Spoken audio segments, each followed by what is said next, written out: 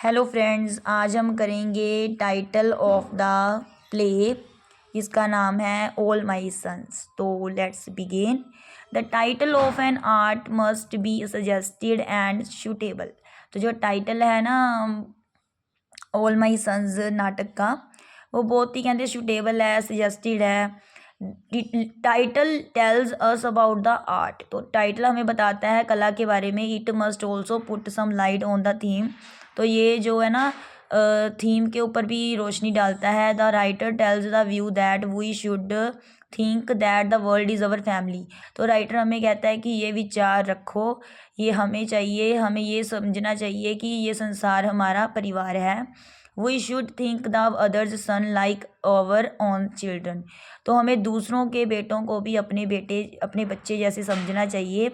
जो कैलर is a business man. जो कैलर एक बिजनेस मैन है। He thinks only is family.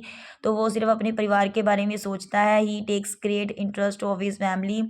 तो बहुत ही ध्यान भी रखता है, बहुत इंटरेस्ट लेता है अपनी फैमिली में। He thinks that he has responsibilities for his family but not for society. वो सोचता है कि उसकी जिम्मेवारियां परिवार के लिए हैं लेकिन समाज के लिए नहीं है। He has two sons, Larry and Chris. उसके दो बेटे हैं, लैरी और क्रिस। जो sons think their responsibilities and duty for society and country. तो जो बेटे हैं वो सोचते हैं कि उनकी जिम्मेवारियां हैं, फ़र्ज़ हैं समाज के लिए, देश के लिए। They think that society and country are more important than family. तो वो सोचते हैं कि समाज और देश सबसे ज़्यादा इंपॉर्टेंट है, परिवार से भी ज़्यादा इंपॉर्टेंट है। To increase his business, Joe supplies defective cylinders to the air force, so 21 pilots were died.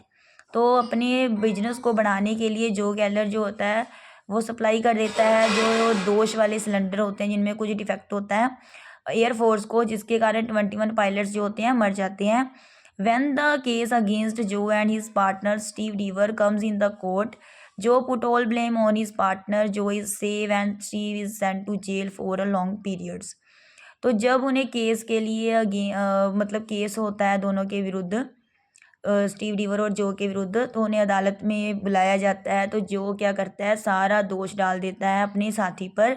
और जो तो बच जाता है, उसके जो स्टीव है उसके फ्रेंड को जेल में भेज दिया जाता है लंबे समय के लिए। Joe tells that he has done everything for his family. तो जो समझता है कि वो कर रहा है, जो भी कर रहा है सब कुछ अपनी फैमिली के लिए कर रहा है। But his sons Larry and Chris against him. लेकिन उसके जो सन हैं लैरी और क्रिस उसके अगेंस्ट हैं। They want to leave his house even his money. तो चाहते हैं, वो तो चाहती है कि वो अपना घर छोड़ दें, यहाँ तक कि पैसे भी। Larry commits suicide when he comes to know of his father's guilt. तो लैरी सुसाइड कर लेता है जब उसे पता चलता है अपने पिता की गलती के बारे में। Chris also feels shocked when he comes to know that his father's guilt. तो क्रिस भी हैरान हो जाता है जब उसे पता चलता है कि उसके ये पिता की गलती है। When Joe tells that he had done everything for his family. तो जब जो कहता है कि मैंने सब कुछ अपनी फैमिली के लिए किया है। Then Chris asks some questions to his father. तो तब ना फिर क्रिस कुछ क्वेश्चंस पूछता है अपने फादर से। वो कहता है don't you have any responsibility for a country, कि आपकी समाज के लिए या देश के लिए कोई जिम्मेवारी नहीं है। You are not even an animal, no animal kill his own companions, what are you. तो उसने अपने पिता को कहा कि तुम तो एनिमल भी नहीं हो, जानवर भी नहीं हो आप तो, क्योंकि जानवर भी कभी अपने साथी को नहीं मारता जैसे कि आपने किया है। जो Keller gets great shock when Larry's letter is read by Ann. तो जो कैलर बहुत ही शौक हो जाता है जब लैरी का जो लेटर है पढ़ा जाता है एन के द्वारा। He realizes his guilt of his crime. तब उसे अपनी गलती रियलाइज होती है जो उसने अपराध किया है। And he cries and says he was my son. तो वो रोता है और कहता है कि वो मेरा बेटा था। But they were all my sons. मतलब लैरी तो सुसाइड कर लेता है जानकर कि उसके पिता ने मतलब 21 उनके कारण मतलब 21 पायलट्स की जान गई है। तो ये मतलब जानकर लैरी सुसाइड कर लेता है। और जब पता चलता है जो कैलर को कि लैरी ने सुसाइड कर लिया है तो वो रोता है और चिल्लाता है कि वो तो मेरा बेटा था। बट फिर वो ये भी कहता है देवर ऑल माई सन्स। तब जाकर वो कहता है कि वो 21 पायलट्स भी मेरे बेटे थे। In his last moments Joe realizes his guilt and also his duty to society and country is more important than one's family and business. तो लास्ट के जो पल होती हैं, जो रियलाइज़ कर लेता है अपनी गलती को और अपनी ड्यूटी को, जो कि समाज और देश के लिए है, जो कि वो कहता है कि बहुत ज़्यादा इम्पोर्टेंट है, फैमिली से भी ज़्यादा, बिजनेस से भी ज़्यादा इम्पोर्टेंट है। The title of the play is very appropriate. तो जो टाइटल है प्ले का बहुत ही सही है ना, ढुकवां है।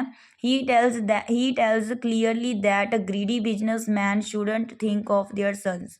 तो ये बताता है क्लियरली कि जो लालची बिजनेसमैन होते हैं वो थिंक ऑफ देयर सन्स।